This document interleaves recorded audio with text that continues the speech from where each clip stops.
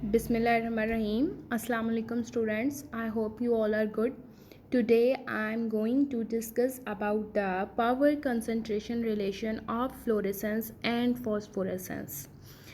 Power concentration का क्या relation है फ्लोरेसेंस एंड फॉस्फोरेसेंस के साथ, ये आज हम लोग डिस्कस आउट करेंगे. First of all you have to remind about Beer Lambert law. ठीक है, बियर्ड लैम्बर्ट लॉ था जो कि पीछे हम लोगों ने यूवी के केस में पढ़ा था कि यूवी विजिबल जोन सी है वो बियर्ड लैम्बर्ट लॉ पे बेस कर रही है. तो फ्लोरेसेंस और फॉस्फोरेसेंस भी you can say that almost is a involvement of Beer Lambert law, because इसमें भी क्या है कि बिल्कुल ऐसे ही लाइट जोन सी है वो अब्जॉर्ब होती है, लाइट आती है मालिक्यूल के अंदर, जो मालिक्यूल उसको अब्जॉर्ब करता है, अब्जॉर्ब करके एक्साइटेशन होती है and he is at the same time light zone सी है वो नीचे मालिक्यूल जोन सा या इलेक्ट्रॉन जोन सा है वो नीचे आ जाता है and the emission of light करता है. अब लाइट जोन सी है वो अब्जॉर्ब हुई है. ठीक है, तो बियर्ड लैम्बर्ट लॉ इससे इस तरह रिलेट कर रहा है कि quantity of light absorb by a substance, जितनी लाइट जोन सी है अब्जॉर्ब हो रही है सब्सटेंस से, is directly proportional to the concentration of a substance and the path length of solution. जो हम लोग सोल्यूशन की पाथ लेंथ यूज़ कर रहे हैं, अगर आप थोड़ा सा रिमाइंड करें तो हमारे पास बियर्ड लैम्बर्ट लॉ था A is equal to ECL. ठीक है, ECL था जिसमें क्या था कि अब्जॉर्बेंस, जितनी अब्जॉर्बेंस हो रही है सोल्यूशन में लाइट की, वो डिपेंड करती है कंसनट्रेशन ऑफ अ सोल्यूशन पे, सोल्यूशन की कंसनट्रेशन क्या है and a path length of a solution के, सोल्यूशन जिस क्यूवेट के अंदर पड़ा हुआ है उसकी पाथ लेंथ क्या है. And the third one is molar absorptivity. ठीक है, this is a Beer Lambert law and there is also a involvement of Beer Lambert law in case of fluorescence and phosphorescence both. First of all यहाँ पे आप देखेंगे fluorescence का phenomena क्या है कि light is absorb by a atom और molecule, उसमें इलेक्ट्रॉन्स की एक्साइटेशन होती है. After exciting the electron, immediately electrons जो उनसे हैं वो क्या करते हैं कि लाइट को दोबारा अमिट करते हैं, अपने अंदर से निकाल देते हैं. उसको हम लोग क्या कहते हैं कि अमिशन हुई है लाइट की in the sense of fluorescence और फॉस्फोरेसेंस. ठीक है, सबसे पहले फ्लोरेसेंस क्या है. In fluorescence the relationship between concentration and intensity of fluorescence. Fluorescence में हम लोग क्या देखेंगे, रिलेशनशिप देखेंगे कंसंट्रेशन का एंड इंटेंसिटी ऑफ फ्लोरेसेंस का, कि जो सोल्यूशन के अंदर से रेडिएशंस आई हैं उसकी कंसंट्रेशन क्या है एंड इंटेंसिटी ऑफ फ्लोरेसेंस जो सी लाइट जो सी अमिट होकर निकली है उसकी फ्लोरेसेंस जो सी है वो क्या है. The relationship may be derived from beard Lambert law. हम लोग क्या करेंगे, रिलेशनशिप को ड्राइव करेंगे फ्रॉम बियर्ड लैम्बर्ट लॉ से. ठीक है,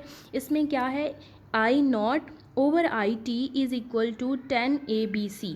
ठीक है, ABC वही है EBC and I naught is a incident light and I T is a transmitted light. ठीक है, and is equal to 10 ABC के इक्वल है.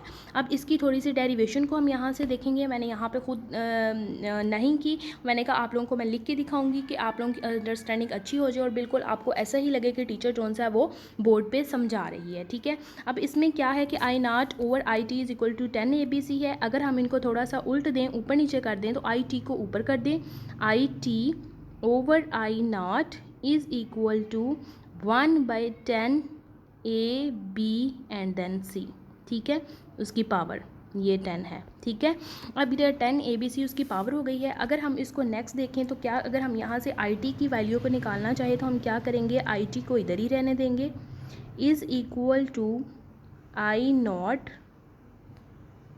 अगर हम लोग ये 10 ABC जो नीचे है इसको ऊपर ले आएँ तो क्या हो जाएगा, ये मल्टीप्लाई में आ जाएगा और 10 ABC के साथ लग जाएगा. ठीक है, इस तरह इसकी वैल्यू हो जाएगी. यहाँ से हमने ये आई टी की वैल्यू जो सी है वो निकाल ली है. ओके, अब अगर फ्लोरेसेंस की बात की जाए तो फ्लोरेसेंस की वैल्यू होती है F is equal to I not minus I T, साथ में साई, इसको हम लोग क्या कहते हैं, क्वांटम यील्ड।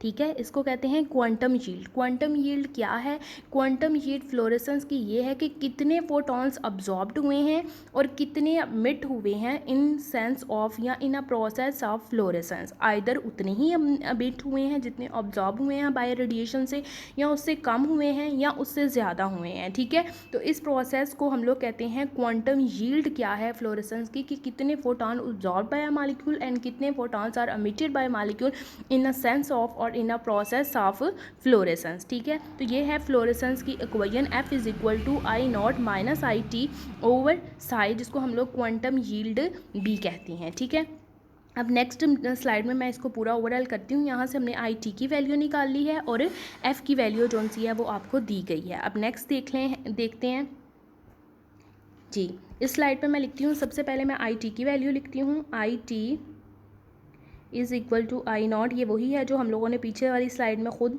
ड्राइव आउट की है। I T I not multiply by 10 minus A B C, और उसकी प्रोपोर्शनल एफ़ की वैल्यू दी गई थी, वो क्या थी, I not minus I T साथ में psi, and it is a quantum yield. ठीक है, अब यहाँ पे क्या है कि अगर मैं एफ़ की वैल्यू के अंदर यहाँ पे आई टी की वैल्यू को पुट आउट कर दूँ तो क्या हो जाएगा, F is equal to I not minus I not multiply by 10 raise to power minus A B and C. ये हमारे पास एफ़ की वैल्यू आ जाएगी, यानी कि फ्लोरेसेंस की वैल्यू आ जाएगी। ठीक है, अगर यहाँ से मैं आई नॉट कॉमन ले लूँ, ठीक है, तो फिर क्या होगा, I naught 1 minus 10 raise to power minus A B C. ठीक है, यहाँ पे थोड़ी स्लाई लगाना मैं भूल गई, और यहाँ पे भी साइज था। ठीक है, अब यहाँ पे ये वैल्यू आ गई है हमारे पास।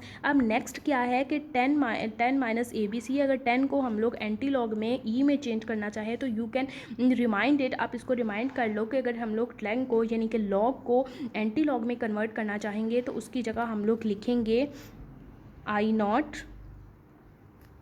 1 minus E minus 2.3 A B and C and then again psi quantum yield. ठीक है, हम लोगों ने 10 लॉग की जगह उसकी ये वाली वैल्यू को पुट आउट कर दिया, ये उसकी वैल्यू है, you have to remind it by yourself. ठीक है, उसके अलावा अगर ई की वैल्यू को देखा जाए तो ई की क्या वैल्यू है, यहाँ पे मैं साइड पे लिख देती हूँ ई की वैल्यू भी।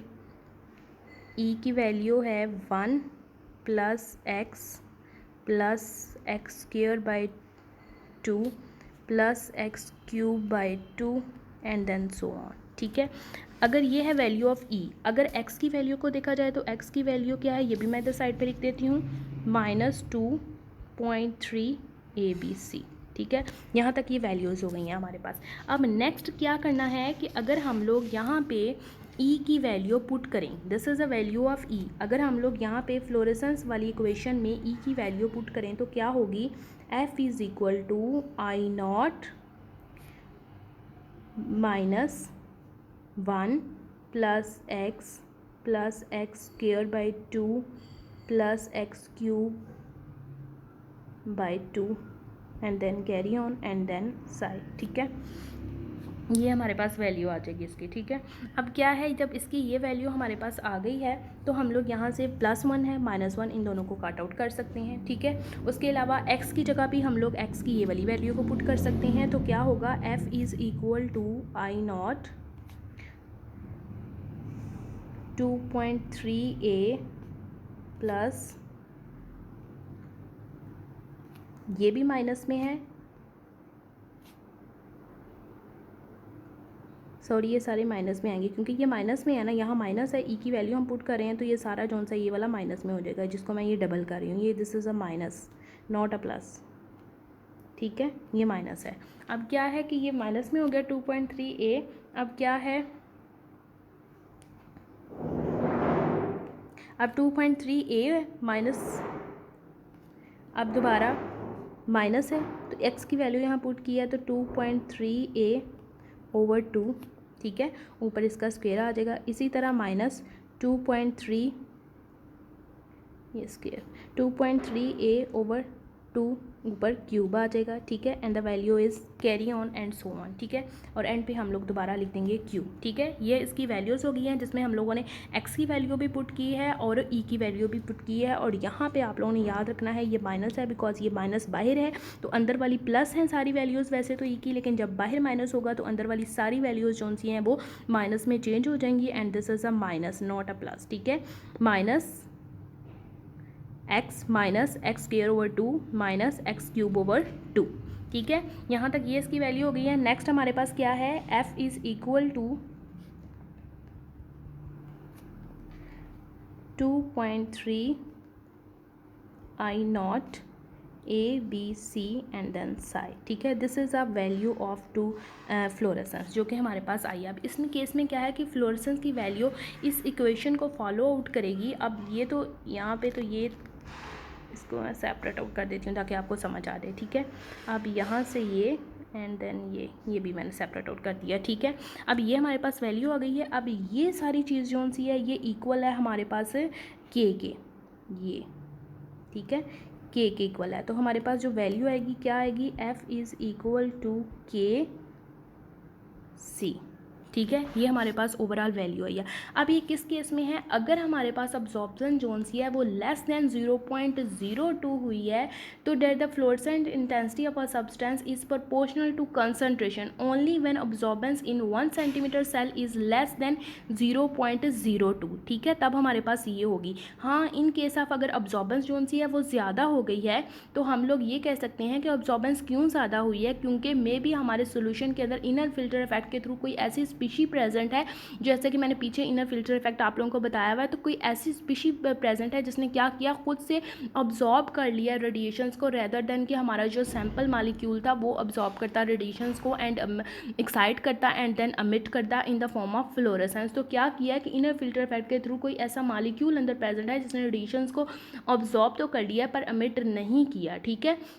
तो उस केस में हम लोग इसकी जो सी वैल्यू है वो थोड़ी सी डिफरेंट हो जाएगी और हमारे पास इसकी वैल्यू आएगी F is equal to I not and quantum yield, ठीक है। यहाँ पे आप कह सकते हैं कि फ्लोरेसेंस जोन सी है वो डिपेंड करती है इंटेंसिटी पे रेदर देन कंसंट्रेशन पे, ठीक है, इंटेंसिटी पे डिपेंड करती है, कंसंट्रेशन पे डिपेंड नहीं करती है, ठीक है। अब दूसरी बात ये है कि क्योंकि जोन से समटाइम्स ऐसे भी हमारे मालिक्यूल में इनर फिल्टर पैड के थ्रू कुछ मालिक्यूल्स प्रेजेंट होंगे वो रेडिएशन को अब्जॉर्ब कर लेंगे लेकिन अमिट नहीं करेंगे, तो हमारे पास प्रॉपर फ्लोरेसेंस हम उसको मेजर नहीं कर सकेंगे, तो इसलिए हम ये नहीं कहेंगे कि वो सोल्यूशन की कंसंट्रेशन पे डिपेंड करती है, it is depend upon the intensity of radiation के रेडिएशन की इंटेंसिटी जोन सी है वो क्या आ रही है, जिसकी वजह से मैंने ये वाला फार्मूला जोन सा है वो आपके सामने निकाल दिया। अब this is the overall sketch and small sketch of concentration of fluorescence का, इंटेंसिटी ऑफ फ्लोरेसेंस का, जो आप लोगों ने करना है इसको लेके कंफ्यूज नहीं होना, it is a very simple, मुश्किल नहीं है, थोड़ा सा मैंने जैसे आप लोगों को करवाया ऐसे ही कर लेना, ज़्यादा इसको डिटेल्ड में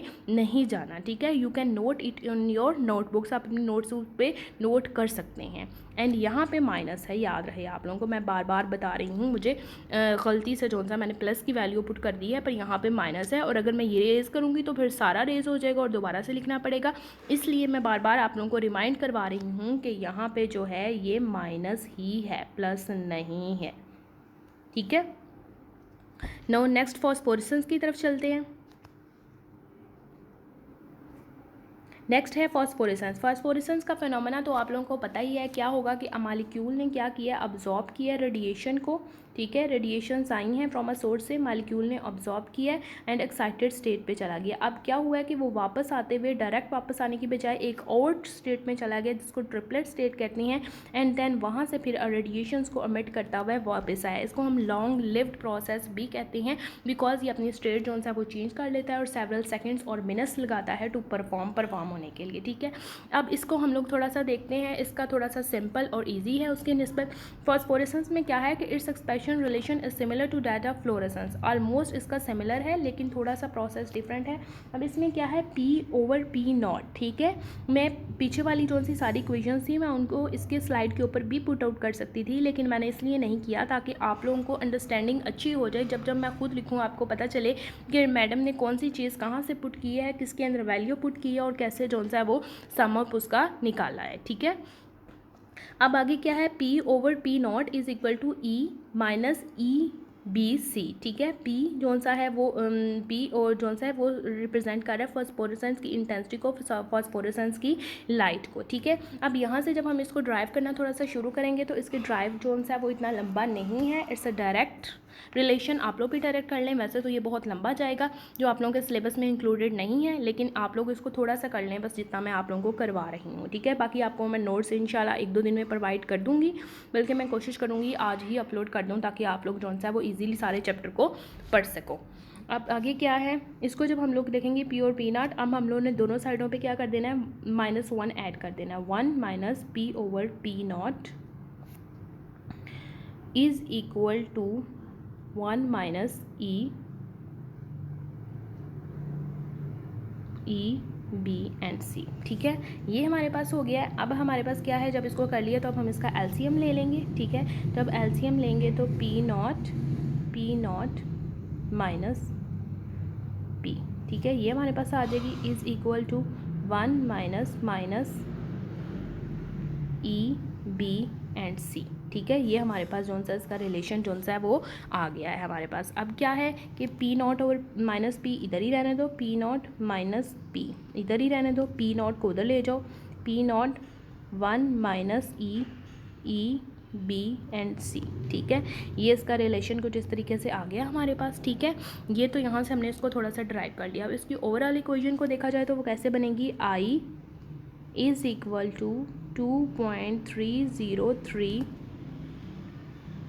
साई, इसको दोबारा क्वांटम यील्ड कहेंगे, ठीक है, कि कितनी परसेंटेज में इंटेंसिटी ने ऑब्जॉर्ब की हैं रेडिएशंस और कितनी परसेंटेज में जोन सा वो एमिट की हैं, और साथ में माइनस ई बी सी आ जाएगा। This is the overall equation, ठीक है। अब इसमें क्या है कि radiation power of the excitation source should be as large as possible, ठीक है। रेडिएशन पावर जोन सा का एक्साइटेशन स्टोर्ड है कि वो लार्ज से लार्ज हो सकता है। क्यों लार्ज हो सकता है, the length of time excitation should be as long as possible. क्यों ये इसका प्रोसेस लॉन्ग हो सकता है, क्योंकि उसने क्या करना होता है, फुली पॉपुलेट करना होता है ट्रिपलेट स्टेट को। The interval of time following of excitation is an important factor in phosphorescence. जो सा टाइम इंटरवल है वो एक इम्पॉर्टेंट फैक्टर है इन case of phosphorescence, because phosphorescence is a not a direct और spontaneous phenomena.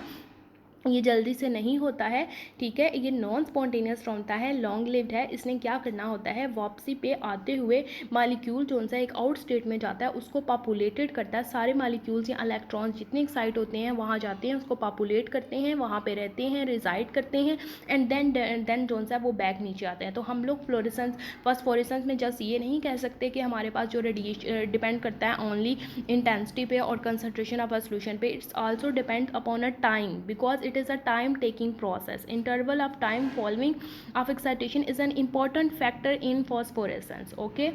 And the influence of impurity molecules leading to deactivation collision is significant and hence a need for a rigid medium is essential. अब वो यहाँ पे कह रहे हैं कि अगर हमारे पास impurity अगर कोई present है तो वो लीड कर सकती है deactivation process को। तो हम लोगों ने अपने सैंपल को कुछ इस तरीके से रखना है कि हमारे पास deactivation process जो सा है वो ज़्यादा ना हो, ठीक है। I hope you can understand it very well. And next, I think this is the last lecture of this chapter. And then applications रह गई हैं, applications आप लोग खुद से कवर करोगे, मैं आप लोगों को नोट्स प्रोवाइड कर दूँगी।